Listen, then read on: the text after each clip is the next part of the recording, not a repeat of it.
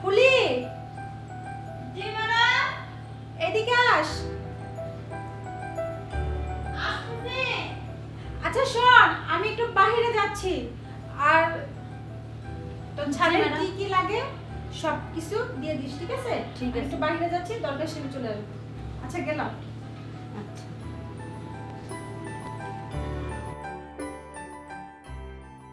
Sir এখন ঘুমাচ্ছে, যাই পরে আসি। রান্না তো শেষ করলাম, স্যারে দেখি এখনো ঘুমাইতেছে। ডাক দি। স্যার, ও স্যার, স্যার ভাত খাবেন না? উঠেন।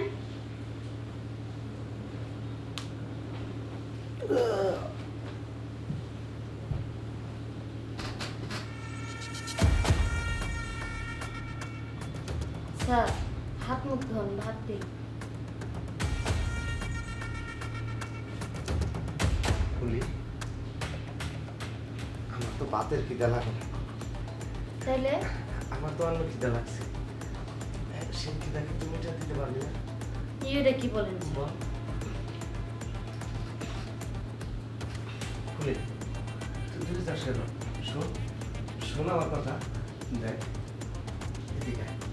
স্যার আপনি আমার এই রোগ ধরেন না। কেন? তোর জন্য কি হবে? কি চাস? আমি যে তোর প্রতি পাগল হয়ে গেছি। তোর তোর এই রূপ দেখে আমি নিজেকে ধরে রাখতে পারছি না। তাই না? ফুলি, তুই কি চাস? তুই যা চাবি আমি তোকে তাই দেবো। তারপর তুই না করিস না। দেখ, স্যার আমি এখানে কাজ করি, আমি যেটা পাই এটা দিয়ে আমার চলে, আর কিছু লাগবে না স্যার। আমি যাই। হ্যাঁ না না, কই যাবি তুই? দেখ, বউটা বাসায় নেই। এখন যদি কাজটা সামনে করে দেখবে না, আর তোর ম্যাডাম আসতে অনেক দেরি হবে। দেখ শোন, তুই না করিস না। তোকে আমি অনেক টাকা দেবো। প্রয়োজনে প্রয়োজনে আমি তোকে সারা জীবনের জন্য আমার করে নেব। তাও তুই না করিস না, কারণ তোর ম্যাডামকে ঘুমের ঘরে শেষ করে দেবো। না স্যার, এরকমটা কোনো সময় করবেন না। ম্যাডাম আপনাকে অনেক ভালোবাসে, আপনি ম্যাডামের সঙ্গে বেইমানি করেন না। না না, বেইমানি করবো না তো। শুধু শুধু তোকে পাওয়ার জন্য আমি যা খুশি করতে পারবো। দেখেন স্যার, আপনি এটা ভুল করতেছেন। আমি হচ্ছে সামান্য এক কাজের মেইয়া, আর আপনি ওইরকম একটা সুন্দরী ম্যাডামরা চাইরা আমাকে নাকি বিয়ে করবেন, এটা কখনো সম্ভব না। সবই সম্ভব, তুই চাইলে সব কিছুই সম্ভব হয়। তুই না করবি না। না স্যার, স্যার এরকম করেন না স্যার। এরকমটা করবো না তো। আমি শুধু তোকে একটু আদর করবো। না স্যার, দেখেন তুই যা চাবি আমি তোকে তাই দেবো। চলটা না করিস না শোনা। স্যার। ফুলি, না, স্যার।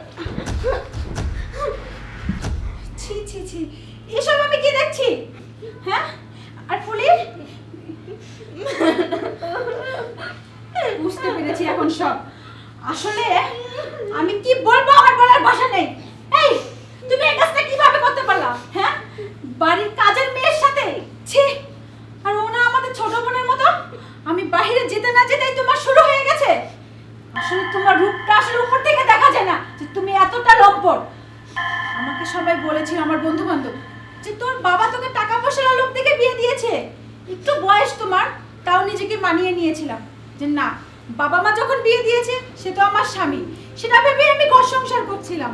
কিন্তু না, তুমি তো আসলে একটা লম্পট, একটা দুশ্চরিত্রা। তোমার সাথে আমার এক ছাদের নিচে থাকা সম্ভব না। যে নাকি সামান্য একটা কাজের মেয়ের সাথে এসব কাজ করতে পারে, সে তাহলে বাহিরেও অনেক কিছু করতে পারে। আমি আর তোমার সাথে এক ছাদের নিচে থাকবো না। তোমার আসল রূপটা এতদিনে আমার সামনে চলে আসছে। ফুলি, আয়, আমিও তোকে এই বাড়িতে রেখে যাব না। তোকে যদি এই বাড়িতে রেখে যাই, এই শয়তানটা তোকে ছিঁড়ে ছিঁড়ে খাবে। আমি তোকে নিয়ে চলে যাবো এই বাসা ছেড়ে। দেখো, আমি এরকমটা করতে চাইনি। হঠাৎ করে ঘুম ভেঙে আমি যেন তোমাকেই দেখতে পাই। আমি ওর মাঝে তোমাকে দেখে ফেলেছিলাম, তাই ওকে জড়িয়ে ধরেছিলাম। চুপ! আর একটা মিথ্যা কথা বলবে না। তুমি ওকে আমার মাঝে দেখতে পাচ্ছ? হ্যাঁ, এই তুমি আমাকে চিনো না? আমি কি আর ও কি? আর ফুলির চোখ বলছে ফুলি একটা মিথ্যা কথা বলছে না। তুমি ফুলির সাথে নিশ্চয় জোর করে কিছু কিছু করতেছিলে। আমি তোমাকে আর এক মুহূর্ত বিশ্বাস করি না, আর তোমার সাথে আমার থাকা সম্ভব না। আমার ভুল হয়ে গেছে, তুমি আমার ক্ষমা করে দাও। ভুল ভুল তুমি তোমার নিজের ভুল নিজেই শোধরাও, কিন্তু আমি তোমার সাথে থাকবো না। থাকা তো আমার পক্ষে ইম্পসিবল। চল ফুলে এখান থেকে। চাঁদনি, দেখো আমার সাজানো ফুলের মতো সংসার সামান্য একটু ভুলের লেগা এইভাবে ভেঙে চুরে তছনছ হতে যাবে না। এটা আমি এই সংসার ভাঙতে দেবো না। আমি যাচ্ছি, আমি ফুলেকে ফিরিয়ে নিয়ে আসবো। চাঁদনিকে